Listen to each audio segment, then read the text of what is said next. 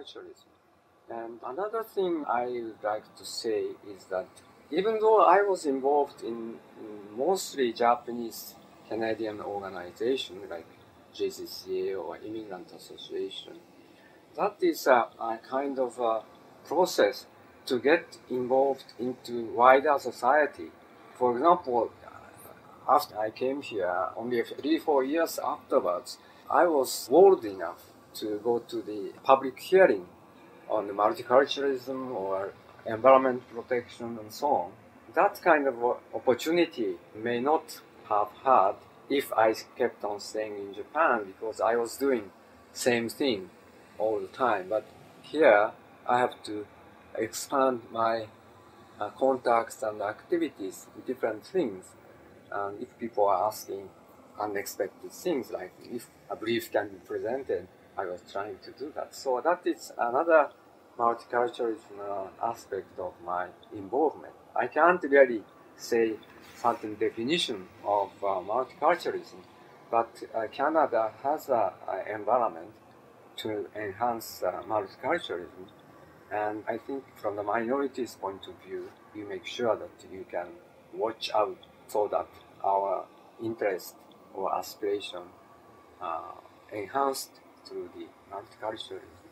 In our community, younger people's involvement in the community is a big issue. Many young people are not interested in heritage culture or language, and so we always talk about what to do about. Fortunately, most of my children are very much interested in and involved with the Japanese Canadian activities. One of them is a Japanese drum player, almost professional level, and another doing some kind of dancing. She was trained in Japan in the modern dance, so she was trying to fuse Western and Japanese style of dancing. But we never say this should be done and that should be done.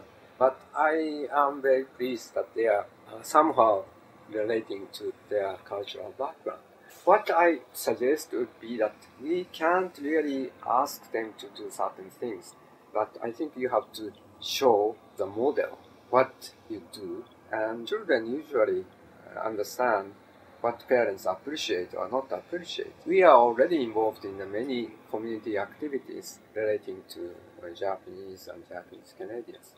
So it was very natural for them to join the festival, for example. So my main message is that you have to be the model, and younger people would accept or reject, because our immigrant adjustment process is always selective adaptation. So if you like, you accept it. If you don't like it, you reject it. But it's very natural.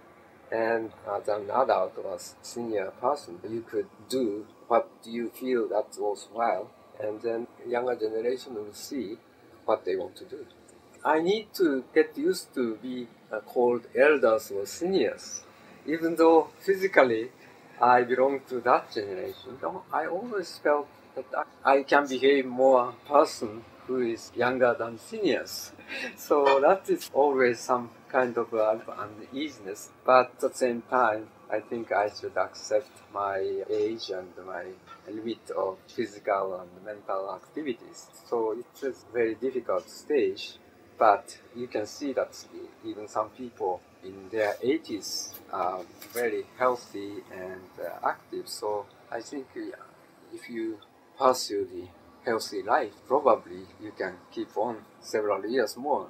I was always with other ethnic groups. Nowadays, we have some limited contact. I think that's always beneficial. For example, last year, we had an interesting multi-ethnic event, that commemoration of 1907 Vancouver riots. That was the race riots in Chinatown, Japantown in 1907. Chinese people and Japanese people got together, and also East Indian people joined, because they had also difficulty. Famous incident was 1914, Komagata Marus and some Indian people, a few hundred, tried to immigrate, but they couldn't run, and finally they are sent off. So we have some common experience, and we share our past history, and we work together for better world. Of course, a lot of improvement happened since then, but you can sit on what you achieved.